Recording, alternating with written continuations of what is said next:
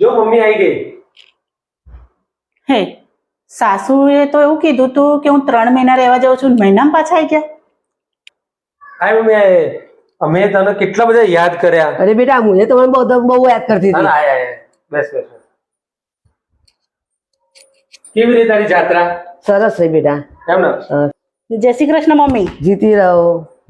બોલ મમ્મી, પહેલા શું લઈશ? ચા લઈશ કે ખાવાનું લઈશ? એક કામ કર, તું મને પહેલા કે તું પહેલા શું કરીશ?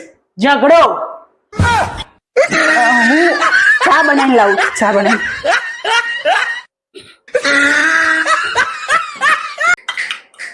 ઓય સાંભળો છો, મને ફ્રીજમાં થોડું દહીં આપજો ને. ઓકે.